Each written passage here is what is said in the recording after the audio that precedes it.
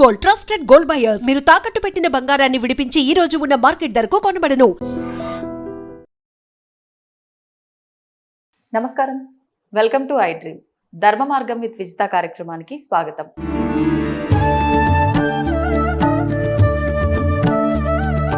నమస్కారం అమ్మా.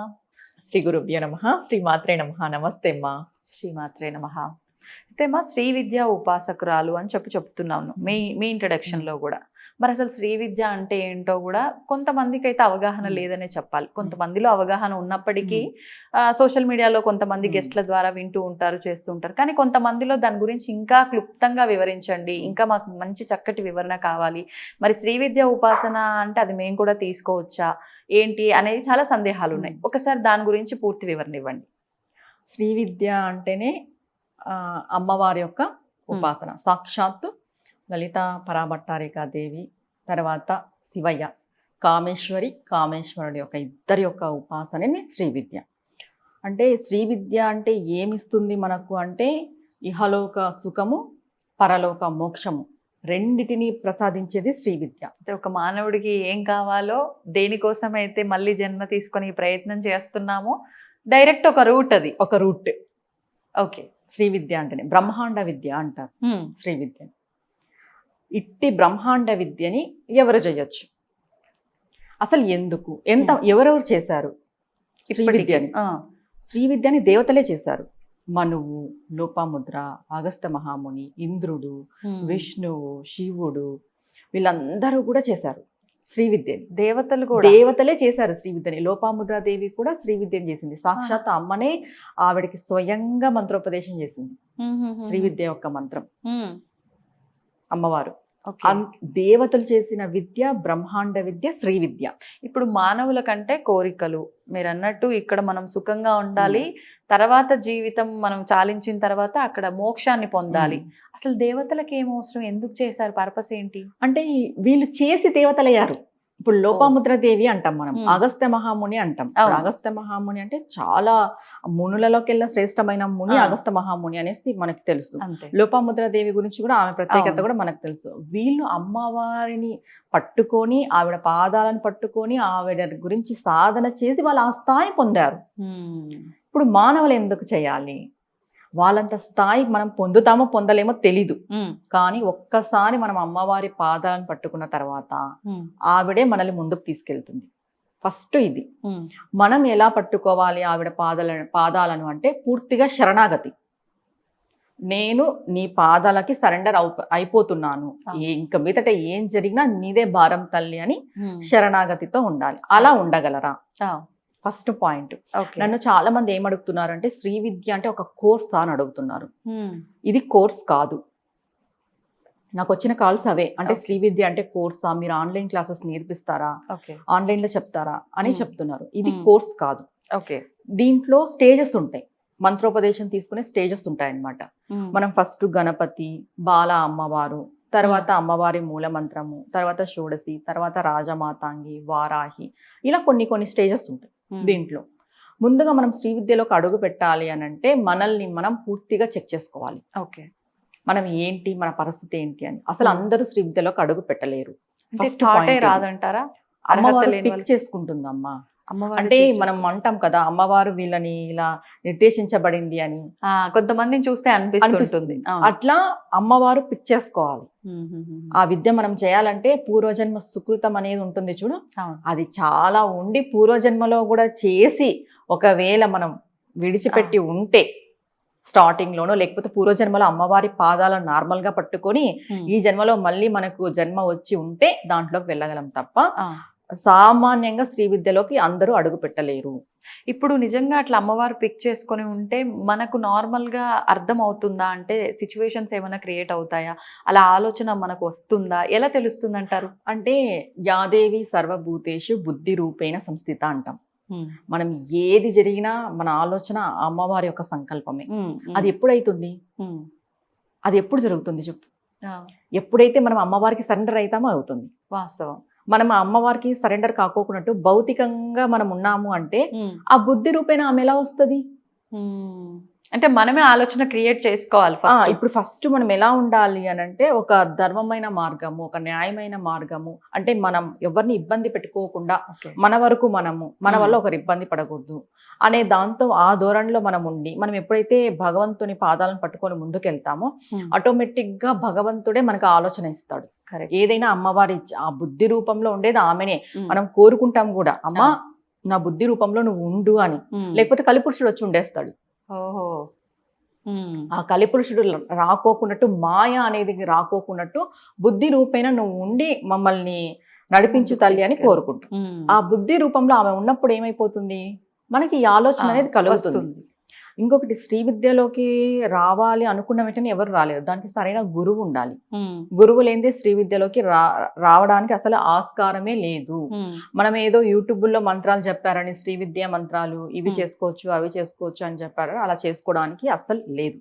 ఇప్పుడు ఆలోచన వచ్చింది, సరే మనం అలాంటి ధోరణిలోనే ముందుకెళ్తున్నాము, శ్రీ విద్య మనం తీసుకోవాలి అనిపించింది. అసలు మరి గురువు ఎవరు కరెక్ట్ గురువు అనేది ఎలా చూస్ చేసుకోవచ్చు? వాళ్ళు అమ్మవారు పంపిస్తుంది. అమ్మవారు పంపిస్తుంది. వాళ్ళకి చూడగానే ఒక నమ్మకం కలగడము, మనం ఈయనతో తీసుకుందాం ఈవిడితో తీసుకుందాం అని మనకు అనిపించడం, అమ్మవారు ఆటోమేటిక్ గా వాళ్ళని మన లైఫ్ లోకి పంపించేస్తుంది మనం శ్రీ విద్యలోకి అడుగు పెట్టాలంటే. బట్ ఇది కోర్స్ కాదు, ఇది కోర్స్ అనుకుంటున్నారు, కోర్స్ కాదు, ఇది సాధన. ఒక్కసారి మనం శ్రీ విద్యలోకి ఎంటర్ అయినాము అంటే స్టేజ్ బై స్టేజ్ పెరుగుతూ పోతుంది తప్ప సాధన. ఇదేదో 40 days కోర్స్ అనో 3 months కోర్స్ అను, తర్వాత ఈ శ్రీ విద్య కుండలిని కోర్స్ అని ఇప్పుడు స్టార్ట్ అయింది. అంటే కుండలిని మేము యాక్టివేట్ చేస్తాము అని. ఈ కోర్సులు ఏవి శ్రీ విద్యలో లేవు. ఇప్పుడు అన్ని మనం కల్పించుకొని చెప్తున్నవే. ఇది మంత్రానికి, సాధనకి, విద్యకి సంబంధించినది. అంటే సాక్షాత్తు మనం అమ్మవారి యొక్క తత్వాన్ని అర్థం చేసుకొని ముందుకెళ్ళి అమ్మవారి యొక్క స్వరూపము, అమ్మవారి యొక్క శక్తి, అమ్మవారి యొక్క మహిమ మనం చూసేది శ్రీ విద్య. అంటే అమ్మవారు మనల్ని ముందుకు నడిపిస్తూ పోతుంది. అలా నడిపిస్తూ పోవాలి అని అంటే ముందుగా మనము ఏది కూడా మన కొరకు అనేది ఉండకూడదు. శ్రీ విద్యలోకి ఒక్కసారి అడుగు పెట్టిన తర్వాత అడుగు పెట్టేకి ముందే మనం డిసైడ్ అవ్వాలి, మన కోసం మనం కాదు, పరుల కోసమే మనము. అంటే ఎలా అంటే ఏది కూడా స్వార్థం పూరితమైన ఆలోచనలతో శ్రీ విద్యలోకి రాకూడదు. వచ్చినా ముందుకు పోలేం, ఇది కన్ఫర్మ్. అంటే ఏమన్నా ఎఫెక్ట్ అవుతుందంటే షూర్ గా ఎఫెక్ట్ అవుతుంది. అంటే ఇప్పుడు ఎఫెక్ట్ అవుతుందని నేను చెప్పడం వల్ల మీరు అమ్మవారి గురించి తప్పుగా చెప్తున్నారని మనకు మాట్లాడే వాళ్ళు ఉంటారు. కానీ ఒకటి, ఏదైనా అమ్మవారే లేదని చెప్పను, కానీ మన ఇంట్లో అమ్మనే మనం తప్పులు చేస్తే లాగి పెట్టి కొట్టినప్పుడు పెద్దమ్మ అందరికి అమ్మ, విశ్వానికి అమ్మ లాగి పెట్టి కొట్టదా? ఎందుకు కొట్టదు? కొడుతుంది. తప్పు నువ్వు చేస్తున్నది తప్పు కాబట్టి కొడుతుంది. అక్కడ కరెక్షన్ చేసుకోవాలని చూడాలి కానీ అమ్మ తప్పు పట్టకూడదు. ఇప్పుడు మన ఇంట్లో మన అమ్మ కొట్టినా కూడా మనం తప్పు పడతామా? లేదు కదా. అలాంటిది మన ఇంట్లో మనం అమ్మని తప్పు పట్టాం కానీ పరదేవతను తప్పు పడతాం మనం. అసలు మన స్థాయి ఏంటి అని మనం ఫస్ట్ చెక్ చేసుకోవాలి. ఇప్పుడు ఎప్పుడైతే శ్రీ విద్యలోకి వచ్చామో మనం మన కొరకు కాకోకున్నట్టు అవతలి వాళ్ళ కొరకు మనం బతకాలి. అంటే మన కోరికలు కాకోకున్నట్టు అవతలి వాళ్ళ కోసం. ఇప్పుడు నీకు ఏదైనా మీ ఇంట్లో వాళ్ళకి సమస్య వచ్చింది, ఆ సమస్య కోసం నువ్వు సాధన చేయడము, పూజ చేయడము ఇలాంటివి ఉండాలి. నాకు ఈ కోరిక ఉంది, నా కోరిక తీరాలి. అసలు కోరికలు ఉండే వాళ్ళు ఆల్మోస్ట్ రారు శ్రీ విద్యలోకి. వచ్చినా వాళ్ళ సాధన అంతంత మాత్రమే ఉంటది. అంటే ఇప్పుడు మీకు డౌట్ వస్తుంది, అమ్మా మనము గృహస్థాశ్రమంలో ఉన్నాము, మనకి నీడ్స్ ఉంటాయి కదా అని.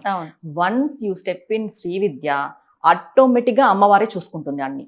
మన నీడ్స్ అన్ని అమ్మవారు ఫుల్ఫిల్ చేసేస్తుంది. మనం ప్రత్యేకించి ఆవిడ అడగాల్సిన అవసరం లేదు, రాదు. ఒక్కసారి మనం ఆవిడ పాదాలను పట్టుకుంటే మనం నాకు ఇది కావాలి అని చెప్పే అవసరం లేదు. మనం ఆమె కోసం ఏం చేయాలి? పూజ చేయాలి, ధ్యానం చేయాలి, జపం చేయాలి, ఒక మంత్రోపదేశం గురువుతో తీసుకొని సాధన చేస్తూ ముందుకెళ్ళాలి. ఇప్పుడు విశేషంగా శ్రీ విద్య ఉపాసన తీసుకోవాలి అని అంటే ఒక మంత్రం ఏమైనా ఉంటుందా, లేదంటే సహస్రనామాలే పారాయణం చేసే విధానాలు ఏమన్నా మాడ్యులేట్ చేసి ఈ రకంగా అనేది ఏమన్నా చెప్తారా విశేషంగా చేయాలి అంటే? మనకు శ్రీ విద్య అంటే ఫస్ట్ స్టెప్ లలిత సహస్రనామాలు అంటారు. అంటే అది స్తోత్ర రూపేణ. ఒక్క విషయం ఏంటంటే మా ఇక్కడ సౌందర్య లహరి కూడా శ్రీ విద్యకు సంబంధించింది. లలిత సహస్రనామాలు కూడా శ్రీ విద్యకు సంబంధించింది. కానీ మనం ఏం చెప్తాము, కోటి పూజా ఫలితము ఒక స్తోత్రం, కోటి పూజా ఫలితం ఒక స్తోత్రం, కోటి స్తోత్ర ఫలితము ఒక మంత్రం.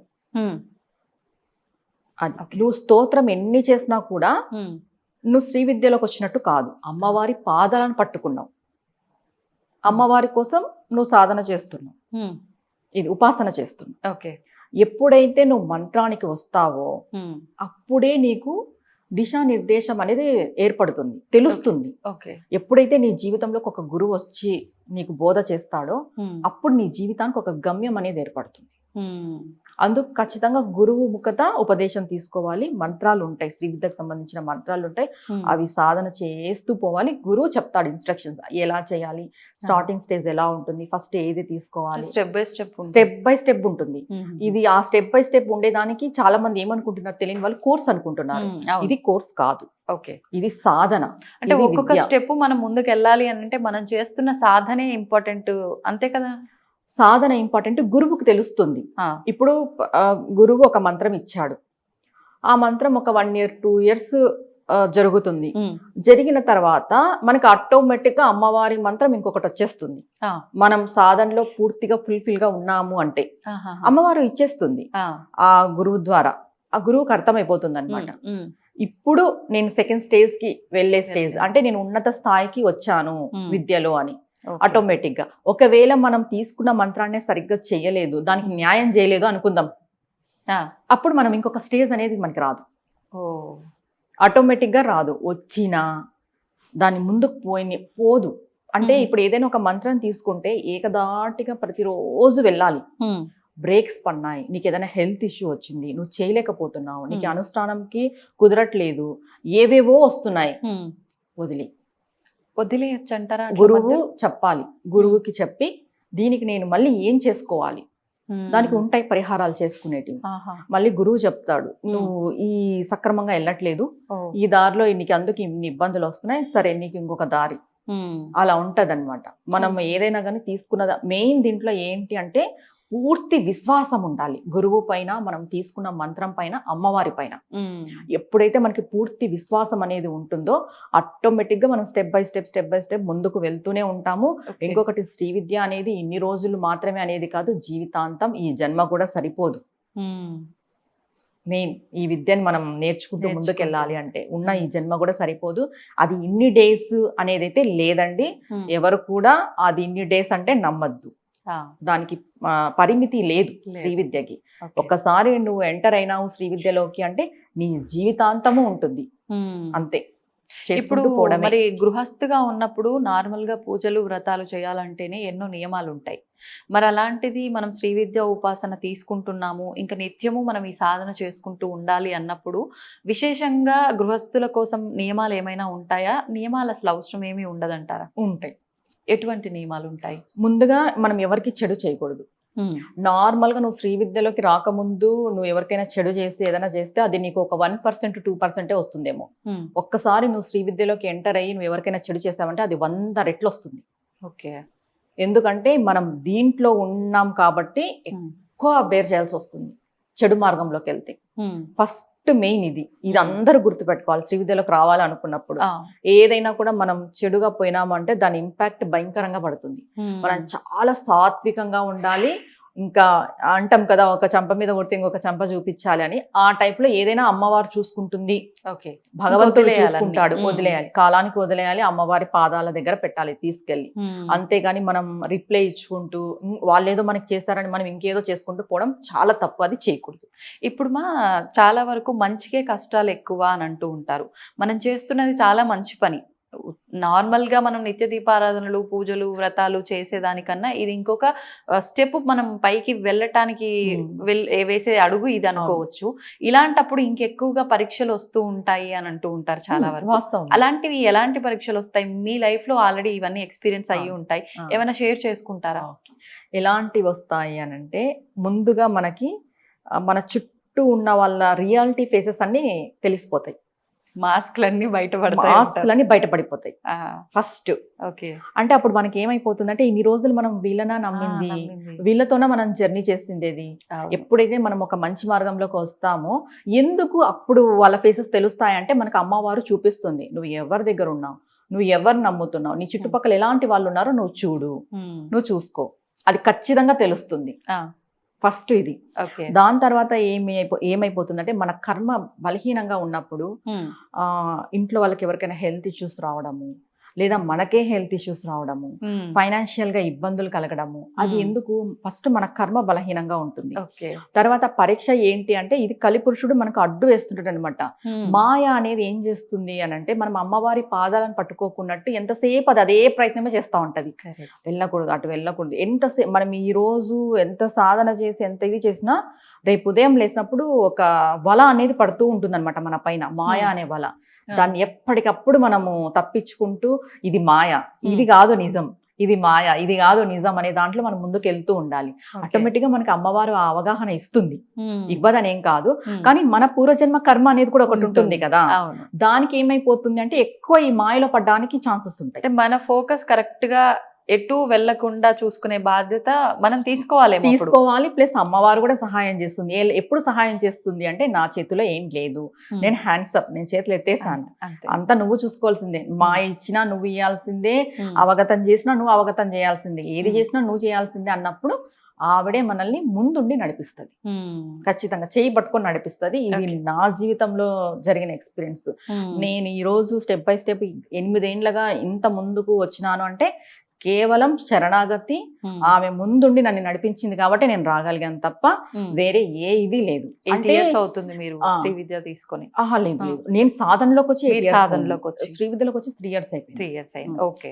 అట్లా ఇంకొకటి ఆవిడ ఏం చేస్తుంది, మనకి సిచ్యువేషన్స్ పరిస్థితులు అనుకూలంగా లేకపోయినా కూడా అనుకూలించేలాగా చేస్తుంది. ఇప్పుడు చాలా మందికి పూజలు చేసుకోవాలి ఇవన్నీ ఉంటాయి, కానీ ఇంట్లో సిచ్యువేషన్ ఉండదు. అలా అవునవును, అందరికీ సహకరించాలి పరిస్థితులు. మనకి ఒకటి గృహం రీత్యా పరిస్థితులు అనుకూలించాలి, మనుషుల రీత్యా పరిస్థితులు అనుకూలించాలి, తర్వాత మనం చేసుకునే పనులు కార్యాల రీత్యా పరిస్థితులు అనుకూలించాలి. ఇప్పుడు సపోజ్ జాబ్ చేసే వాళ్ళకి ఎలా చేసుకోగలరు? అవకాశం ఉండదు. వాళ్ళు జాబ్ చూసుకుంటారా, ఇది చూసుకుంటారా? ప్రతిదీ అనుకూలం ఆమె చేస్తుంది నమ్మకంతో మనం ఉంటే. ఓకే. ఇప్పుడు మనం మంత్రోపదేశం తీసుకున్న తర్వాత గృహస్థులు ఏం చేయాలి? నాన్ వెజ్ అయితే కంప్లీట్ గా మానేస్తే చాలా మంచిది. కంప్లీట్ గా మానేస్తే చాలా మంచిది. ఇప్పుడు మానేయని వాళ్ళు ఉంటారు, అలాంటి వాళ్ళకి ఏం చెప్తామంటే మేము మంత్రోపదేశం ఇచ్చిన తర్వాత 40 days కంప్లీట్ దీక్ష ఇచ్చేస్తాం నాన్ వెజ్ తినే వాళ్ళకి. అంటే ఆ 40 days మీరు తినకుండా మీరు ఖచ్చితంగా 40 days దీక్ష చేయాలి. తర్వాత నిత్యము ఏం చేస్తారు? జపం చేసుకోవాలి. ఉదయాన్నే పూజ అయిపోవాలి, 6-7 కంతా పూజ అయిపోవాలి, జపం చేసుకోవాలి. తర్వాత ఇంకా వాళ్ళ ఇది. కానీ మానేస్తే చాలా మంచిది. ఇంకొకవేళ మానేయలేము అనే వాళ్ళు కూడా మా దగ్గర వస్తుంటారు కదా, ఇంకా 40 days దీక్ష ఇస్తాం. కొన్ని రోజులు ఈ సాధన వల్ల అమ్మవారు ఆటోమేటిక్ గా వాళ్ళని మాన్పించేటట్టు చేస్తుంది షూర్ గా చేస్తుంది. అంటే ఆటోమేటిక్ ఒక్కటేసారిగా అన్ని అర్థం కావు, రాను రాను రాను రాను రాను రాను అర్థమైపోతాయి. శ్రీ విద్య అంటే ఇది ఒక బ్రహ్మాండ ఎంతో ఉంది, తెలుసు, చాలా లోతుంది. అంటే దీంట్లో మనం అంటే దేవతకు సంబంధించి మంత్రాలకు సంబంధించి వాటి గురించి ఏం చెప్పకూడదు బయటకి. అది ఉపదేశం తీసుకొని గురువు శిష్యుల మధ్యలో ఉంటది. అది కొన్ని చాలా సీక్రెట్స్ ఉంటాయి దీంట్లో. అసలు ఏంటి అది మనం దాంట్లోకి వెళ్తేనే తెలుస్తుంది. ఇప్పుడు ఒకవేళ మీరు అన్నట్టు ఇప్పుడు అర్హతలు ఉండాలన్నారు, మీరు 8 సంవత్సరాల సాధనలో 5 సంవత్సరాల సాధన అయిపోయిన తర్వాత ఇప్పుడు శ్రీ విద్య తీసుకోగలిగారు అంటే ఖచ్చితంగా సాధన ఇంపార్టెంట్ అనేది ఇక్కడ అర్థం అవుతుంది. బ్యాకప్ ఉండాలి, స్టోర్ చేసి పెట్టుకోవాలి, అందరూ ఇది దృష్టిలో పెట్టుకోవాలి. తర్వాత ఇప్పుడు సరే మేము ఆల్రెడీ సాధన చేస్తున్నాము, మాకు అమ్మవారు కూడా మాకు ఉన్నారు మా సైడు, మాకు ఇలా తెలుస్తుంది, ఇంకా మాకు దీక్ష ఇవ్వండి అమ్మా, లేకపోతే శ్రీ విద్య ఉపాసనకి అన్నట్లుగా అంటే డైరెక్ట్ గా మీ దగ్గరికి రావాలా? లేదు అంటే ఫోన్లలో కూడా చాలా మంది ఫోన్లలో కూడా మంత్ర ఉపదేశం చేస్తున్నారు, అలా కూడా చేయొచ్చు అంటారా? నేను ఆన్లైన్ లో ఇవ్వనమ్మా, నేను ఎవరికైనా చెప్తాను డైరెక్ట్ గా రావాల్సిందే. నేను ఉన్న చోటకి రండి, మంత్రం తీసుకోండి అంటే పనిచేయదు అంటారమ్మా? ఫోన్ అసలు ఇవ్వకూడదు మా ఆన్లైన్ లో నువ్వు గురువుని దర్శించుకోకున్నట్టు, గురువు పాదాలకి మొక్కుకోకున్నట్టు, ఆయనని నువ్వు శరణ్ వేరుకోకున్నట్టు నువ్వు తీసుకునే ఆప్షనే లేదు. తీసుకున్నా నీకు అది పనిచేయదు. ఆన్లైన్లలో మంత్రాలు నేనైతే ఇవ్వను. లేట్ అయినా కానీ మీరు ఇంకా నేను ఒకటే చెప్తాను, వెయిట్ చేయండి, కుదిరినప్పుడే రండి, అంతే. లేట్ అయినా పర్వాలేదు, నేను ఇదే ఎవరికైనా ఇదే చెప్తా, ఆన్లైన్ లో నేను మంత్రాలు ఇవ్వను. ఇంకొకటి ఏంటంటే ఇప్పుడు కొంతమందికి ఏజ్ అయిపోయి ఉంటుంది, ఒక 40-50 అయి ఉంటుంది. వాళ్ళు స్టెప్ బై స్టెప్ రావాలంటే రాలేరు కదా. కరెక్ట్. వాళ్ళకి ఏం చేస్తాము, డైరెక్ట్ గా మూల మంత్రం ఇస్తాం. ఎందుకంటే వాళ్ళ జీవితంలో చాలా చూసేసి ఉంటారు ఆల్రెడీ. ఇప్పుడు మంత్రానికి మూల మంత్రానికి డిఫరెన్స్ ఏంటి? అంటే మంత్రం అనేది ఇప్పుడు ఫస్ట్ గణపతి వచ్చేసి మనకి గేట్ శ్రీ విద్య గేట్. Okay okay. తర్వాత బాలమ్మ వచ్చేసి ఎంట్రీ, మూలమంత్రం వచ్చేసి బేస్. దానిపైన ఇంకా ఉన్నాయి. కానీ అట్లా అర్హతలు ఉండాలి అన్నారు కదా, వయస్సును బట్టి మీరు డైరెక్ట్ గా మూల మంత్రం అనేది ఎలా కన్సిడర్ చేస్తారు? ఎలా కన్సిడర్ చేస్తామంటే ఆల్రెడీ వాళ్ళు భక్తి మార్గంలో ఉంటారు. 40 years 50 years లో ఒక 25 years వాళ్ళు భక్తి మార్గంలోనే ఉంటారు. నిత్య పూజలు చేస్తూ, వ్రతాలు చేస్తూ, అమ్మవారు నమ్ముకొని స్తోత్ర పారాయణాలు అన్ని చేస్తూ కూడా ఉండే వాళ్ళు ఉంటారు. అలాంటి వాళ్ళకి ఏం చేస్తాము అని అంటే డైరెక్ట్ గా మూల మంత్రం ఇస్తాం. ఎందుకంటే వాళ్ళు స్టెప్ బై స్టెప్ రావాలి అని అంటే ఎన్ని ఇయర్స్ అవుతుంది? అవును, చాలా ఇయర్స్ అవుతుంది. అలా అక్కడే టైం వేస్ట్ అయిపోతుంది కదా. ఇప్పుడు 50 అయిన తర్వాత చాలా ఇబ్బంది. 60K లైఫ్ టైం అని మనం అందరం అనుకుంటున్నాం. అలాంటప్పుడు లేదమ్మా మీరు స్టార్టింగ్ నుండి రావాలి అంటే కుదరదు కదా. అలాంటి వాళ్ళకి మూలమంత్రం ఇచ్చే అవకాశం ఉంది. అది కూడా వాళ్ళ జాతక రీత్యా చూసి మనం ఇస్తాం అన్నమాట మంత్రోపదేశం. అంటే జాతకం కూడా చూడాలి మంత్రోపదేశం చేయాలి అంటే. చూడాలి. ఎందుకు చూడాలి అంటే ఫర్ సపోజ్ మన కర్మ పూర్తిగా బాగలేదు అనుకుందాం. ఆ టైంలో మనం మంత్రోపదేశం తీసుకుంటే ఈ మంత్రం అనేది ఏం చేస్తుంది అంటే ఎప్పుడో రానున్న కర్మను కూడా ముందే తెచ్చేస్తుంది. ఓకే, అది జరగాలి. బ్యాడ్ రెండునా? ఫస్ట్ బ్యాడే. ఎందుకంటే ఎప్పుడైతే నీకు బ్యాడ్ తొలగిపోతేనే కదా గుడ్ జరగడానికి అవకాశం వచ్చేది. అందుకు ఈ బలహీనమైన కర్మనంతా ముందే తెచ్చిపెడుతుంది. ఆల్రెడీ నీ కర్మ బలహీనంగా ఉంది, దానికి తోడు ఇంకా రానున్న కర్మ బలహీనంతా తెచ్చిపెట్టినప్పుడు ఎలా భరించగలడు ఒక వ్యక్తి? కరెక్ట్. సాధారణ వ్యక్తి ఆల్రెడీ గ్రహస్థితి బాగలేదు పూర్తిగా, నువ్వు ఆల్రెడీ చాలా ఇబ్బందుల్లో ఉన్నావు, అది మనకి మైనస్ అవుతుంది. ఇంకొకటి ఏంటంటే జాతకరీత్యా గురువు బలంగా ఉన్నప్పుడు మనం ఏదైనా మంత్రోపదేశం తీసుకున్నప్పుడు అసలు ఏకదాటిగా సాగిపోతుంది సాధన. తెలిసిపోతుంది. ఏకదాటిగా సాధన అనేది సాగిపోతుంది. మనకి ఏమైనా చిన్న చిన్న దోషాలు ఉంటాయి కదా, వాటికి మనం పరిహారాలు కూడా చేసి మంత్రోపదేశం చేస్తాం. అప్పుడు సాధన సాగుతుంది. పూర్తిగా కర్మ బాగలేదు అన్నప్పుడు సాధన సాగదు. ఫస్ట్ ఇది. దాని తర్వాత ఏమైపోతుందంటే ఇంకా కర్మ ఎక్కువ చేసుకొని అనుభవించే పరిస్థితి వస్తుంది. అంత శక్తి లేనప్పుడు చాలా ఇబ్బందికరమైన వాతావరణం అయిపోతుంది. అప్పుడు ఏమైపోతుందంటే మేము ఈ మంత్రం తీసుకున్నందుకు ఇలా ఉంది అనేది వస్తుంది. దానికి తోడు మనం ఏం వివరిస్తాము అంటే చూడు ఆల్రెడీ మీకు బాగలేదు, ఇది అయితే కరెక్ట్ టైం కాదు, అంటే టైం సరిగ్గా నడవట్లేదు, మీరు మంత్రోపదేశం తీసుకోండి చేసుకోండి, కానీ ఏది జరిగినా మంత్రం వల్ల అని అనుకోవద్దు, నీ కర్మ అని ముందుగానే చెప్తాం. ఎందుకంటే మనం ఇక్కడ ఏం చేస్తారంటే జనాలు దేవతల్ని బ్లేమ్ చేస్తారు. వాస్తవం జరుగుతున్నది అదే. ఆ ఛాన్స్ మనం ఇవ్వకూడదు కాబట్టి వాళ్ళ స్థితిగతి అంతా ముందే చెప్పి వివరించి వాళ్ళకి మంత్రం ఇస్తాం అనమాట. అప్పుడు వాళ్ళు ఏం ఫిక్స్ అవుతారు అంటే ఆల్రెడీ మేము చూసుకున్నాము, ఆవిడ చెప్పారు మాకు ఆల్రెడీ ఇలా ఉంటుంది అని. కరెక్ట్. అలా ధైర్యం ఉంటుంది. మనం ఇచ్చేసి వాళ్ళు ఏదో మేము ఈ మంత్రం తీసుకున్న తర్వాత ఏదో జరిగింది అనేసుకొని అలా అంతా ఉండకూడదు. మనం ఎప్పుడు దేవత నింద పడే అంత సిచ్యువేషన్ మనం తేయకూడదు. అది కూడా దోషమే కదా. అంతే కదా. వాళ్ళకి ఏది వివరించుకున్నట్టు ఇచ్చేసేస్తే వాళ్ళు ఇబ్బంది పడే పరిస్థితి వచ్చినప్పుడు వాళ్ళు ఏమనుకుంటారు? అంతే. అది కూడా దాంట్లో పాపం మనకు కూడా భాగం అయిపోతుంది. అటు అమ్మవారిని దూషిస్తారు, ఇటు ఇచ్చిన మనని దూషిస్తారు. ఒక రకంగా ఇప్పుడు అమ్మవారిని దూషించినందుకు వాళ్ళకి పాపం వస్తుంది, గురు నింద చేసినందుకు ఇంకా పెద్ద పాపం వస్తుంది. ఇప్పుడు ఉన్న కర్మనే వాళ్ళకి బాగలేదు, దాంట్లో మళ్ళీ ఈ పాపం కూడా వాళ్ళని మూట కట్టుకునే పరిస్థితికి మనం తేయకూడదు. అందుకు ఉన్నది ఉన్నట్టుగా చెప్పి ఏం కాదు, మీ పరిస్థితి ఇలా ఉంది, ఇప్పుడు మీ కర్మ ఇలా నడుస్తుంది, మీరు ఇది చెయ్యండి, ఇది చేయడం వల్ల ఇంకొంచెం ఏదైనా ఇబ్బందికరమైన వాతావరణం ఉండదు, కానీ కొద్ది రోజులే ఉంటుంది, ఇన్ని రోజులు మాత్రం ఉంటుంది, మీరైతే ఆగద్దు, మీరు నమ్మకంగా చెయ్యండి అని మనం ధైర్యం ఇస్తాం వాళ్ళకి. ఆ ధైర్యంతో ముందుకు పోతారు.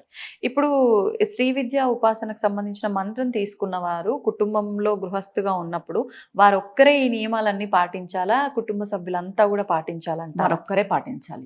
ఎందుకంటే కుటుంబ సభ్యుల్ని ఇబ్బంది పెడితే ఇంట్లో ఉండనీరు. నువ్వు పోమ్మా, నువ్వు ఏదైనా చెట్టు, ఆశ్రమము, దేవాలయం చూసుకో, నీకు ఇల్లు కరెక్ట్ కాదు అనేసి. అంటే ఎవరిని ఇబ్బంది పెట్టకూడదండి మనం. అంతే. తీసుకున్న వాళ్ళు ఫుల్ఫిల్ గా పాటిస్తే చాలు. అంతే. ఇంటిల్లి పాది పాటించాలంటే ఖచ్చితంగా ఇంట్లో అయితే ఉండనేరు, బయటికి పంపించేస్తారు. అంతే. ఇప్పుడు శ్రీ విద్య అనగానే శ్రీచక్ర ఆరాధన అని అంటూ ఉంటారు చాలా వరకు. మరి శ్రీచక్ర ఆరాధన నిత్యము చేయాలా? ఇంట్లో శ్రీచక్రం కూడా ఉండాలా ఈ ఉపాసన తీసుకున్న వాళ్ళకి? లేదు అంటే నార్మల్ గా జపమాలతో జపం చేసుకోవటము అలానే ఉంటుందంటారా? శ్రీ విద్య అంటేనే శ్రీచక్ర ఆరాధన. స్టేజ్ బై స్టేజ్ అని చెప్పాను కదా. బాల అమ్మ సాధనకు వచ్చినప్పుడు శ్రీ చక్రం ఖచ్చితంగా ఉండాలి. శ్రీ యంత్రం అది భూప్రస్థానం అయినా పర్వాలేదు, సుమేరు అయినా పర్వాలేదు, ఏదైనా పర్వాలేదు. ఖచ్చితంగా శ్రీ యంత్రం ఖచ్చితంగా ఇంట్లో ఉండాలి. ఓకే. ఇంట్లో ఉండి మనం శ్రీ యంత్రానికి మనం చేసిన పూజని అంతటిని కూడా సమర్పిస్తాం అనమాట. యంత్ర శక్తి అని అంటే చాలా చాలా పవర్ఫుల్. అమ్మవారి యొక్క శక్తి అంతా యంత్రంలోనే ఉంటుంది. అమ్మవారి యొక్క యంత్రమే ఆమె రథం. ఆమె శ్రీయంత్రమే ఆమె రథము అంటారు, శ్రీయంత్రమే ఆమె భవనము అంటారు, శ్రీయంత్రమే ఆమె నివాసము అంటారు. ఏదైనా యంత్రానికి ఉన్నంత శక్తి అంతా ఇంత కాదు. ఓకే. అట్లా శ్రీయంత్రం పెట్టుకొని మనం సాధన చేస్తాము. ఇంకా ఈ యంత్రాల విషయానికి వస్తే ఇప్పుడు నన్ను కూడా చాలా మంది అడిగారు శ్రీయంత్రాలు ఎలా పెట్టుకోవాలి ఏంటి అని. అంటే వ్యాపారానికి కూడా పెట్టుకోవచ్చా అని ఇట్లా అడుగుతున్నారు. కానీ వ్యాపారాలకి వేరే యంత్రాలు ఉంటాయి. ఇప్పుడు మచ్చ యంత్రం కానీ సుదర్శన యంత్రం కానీ అవి మేము 40 days పెట్టి పూజలో పెట్టి ఇస్తాము. మీ దగ్గర? మా దగ్గర మేము ప్రాణప్రతిష్ఠ చేసి ఇస్తాం అనమాట. అంటే ఇప్పుడు చాలా మంది యంత్రాలు తీసుకోవడం అంటే ఏదో అంగట్లో పోయి తెచ్చుకొని డైరెక్ట్ క్షేత్రాల దగ్గర పెట్టేస్తారు. అలా చేసుకోకూడదు. ప్రతి యంత్రానికి ప్రాణప్రతిష్ఠ అనే ప్రాసెస్ ఒకటి ఉంటుంది. ఓకే. మనం ప్రాణప్రతిష్ఠ చేసి 40 days పూజలో పెట్టి అమ్మవారి దగ్గర పెట్టి ఇస్తాము. ఏ దానికి సపరేట్ గా ఉంటాయి. అంటే బిజినెస్ కి సంబంధించి ఒకటి, ఆరోగ్యానికి సంబంధించి ఒకటి, ఇంటి వాస్తుకు సంబంధించి ఒకటి, ఇలా యంత్రాలు సపరేట్ గా ఉంటాయి. ఇప్పుడు శ్రీ యంత్రం అనేది శ్రీ విద్యకు సంబంధించింది, అమ్మవారికి సంబంధించింది. ఇది చాలా పవర్ఫుల్. ఇది విద్యకు సంబంధించిన యంత్రం. ఇప్పుడు బిజినెస్ కి సంబంధించి మీరు ఎక్కడో షాపుల్లో పెట్టేస్తారు, పూజలు చేయరు, నార్మల్ గా పెట్టేస్తారు, అందరూ పోతుంటారు. అట్లా ఉండకూడదు. శ్రీ యంత్రం పెట్టుకున్నప్పుడు శ్రీ యంత్రానికి వేరే విధి, నార్మల్ యంత్రాలు వేరు. ఈ బిజినెస్ పర్పస్ యంత్రాలకి వేరే పూజ ఉంటది. ఓకే. ఇప్పుడు అందరూ ఇది అది ఒకటేనా అనే దాంట్లో ఉన్నారు. అది ఇది ఒకటే కాదు. ఈ శ్రీ యంత్రం కూడా మేము ప్రాణప్రతిష్ఠ చేసే పంపిస్తాం. మామూలుగా ఈ మచ్చ యంత్రము, సుదర్శన యంత్రము, ఈ వాస్తు యంత్రాలు ఇవి కూడా అంతే. 40 days పూజలో పెట్టి ప్రాణప్రతిష్ఠ వాటికి అన్నిటికీ చేసి పంపిస్తారు. కానీ బయట ఎక్కడ కొనొద్దు, పెట్టద్దు. వాటికి ఖచ్చితంగా ప్రాణప్రతిష్ఠ అనేది ఉంటది. ఒక ప్రాసెస్ ఉంటుంది యంత్రాలకి. అది తెలియకోకున్నట్టు చేస్తున్నారు ఇప్పుడు. అలా చెయ్యొద్దు. ఇప్పుడు నాకు వచ్చిన కాల్స్ దాన్ని బట్టే నేను చెప్తున్నా ఈ విషయం. ఇప్పుడు యంత్రం ఒక్కటైనా అక్కడికి వెళ్ళి మనము ఇష్టం ఉన్నట్టుగా కంకణాలని, అక్కడ థ్రెడ్స్ ఏ క్షేత్రంలో ఏ కలర్ది ఫేమస్ అది తెచ్చుకొని కట్టేసుకోవడాలు రక్షగా అది కూడా వర్క్ చేయలేదు? అది వేసుకోవచ్చు. ఎర్రటి దారము అనేది మనకి చాలా శ్రేష్టం. ఎరుపు అనేది అమ్మవారికి సంబంధించింది, కుజుడికి సంబంధించింది. ఓకే. మెయిన్ గా గ్రహాలలో చూసుకున్నా కూడా కుజుడికి అమ్మవారికి సంబంధించింది కాబట్టి అది కట్టుకోవడం వల్ల మనకు ఒక రక్షగా పనిచేస్తుంది. ఆ రెడ్ కలర్ అనేది మనకి ఏ దృష్టి దోషం పడుకోకున్నట్టు అది కట్టుకోవచ్చు. ఈ యంత్రాలకే ఎందుకు తెచ్చుకోకూడదు అంటే దానికి ప్రాణప్రతిష్ఠ చేస్తారమ్మా. ఏ యంత్రంకైనా ప్రాణప్రతిష్ఠ అనేది ఉంటది, హోమము ప్రాణప్రతిష్ఠ అనేది ఉంటది. ఈ ప్రాసెస్ అంతా జరిగిన తర్వాత పెట్టుకుంటే దాని యొక్క శక్తి మనకు బాగా వర్క్ చేస్తుంది. మనం ఏదో తీసుకున్నాము మనకి ఏం జరగలేదు అంటే నార్మల్ గా తీసుకుంటే ఏం జరగదు. అంటే మన పేర్లతో మనకు అది ఫేవర్ గా ఉండేటట్టు మీరు వాళ్ళ గోత్రనామాలన్నీ రాసి వాళ్ళ జాతకం అంతా మనం పరిశీలించి వీళ్ళకి ఈ మచ్చ యంత్రము ఏ రోజు పెట్టుకోవాలి, వీళ్ళ బిజినెస్ లో ఏ ప్లేస్ లో పెట్టుకోవాలి, ప్రతిదీ చెప్తాం. ప్రతిదీ చెప్పి ఇవ్వడం జరుగుతుంది. మళ్ళీ దానికి ప్రాణప్రతిష్ఠ అంతా చేసి 40 days అమ్మవారి దగ్గర పెట్టి ఇస్తాం అనమాట. ఇదేదో నార్మల్ గా తీసుకొని వచ్చి తీసుకునేది కాదు. అట్లా పెట్టుకున్నా కొన్ని సార్లు చాలా నెగిటివ్ అవుతుంటాయి. అవును, చాలా మంది చెప్తూ ఉంటారు పలానా యంత్రం మేము తీసుకొచ్చుకున్న తర్వాత మాకు ఇలా ఇబ్బందులు ఎక్కువ అవుతున్నాయి అని చెప్పి. ఎందుకు ఎక్కువ అవుతాయి అంటే ప్రాసెస్ సరిగ్గా చేసి ఉండరు. అది. సంతోషం అమ్మా, ధన్యవాదాలు. నమస్తే అమ్మా. నమస్తే.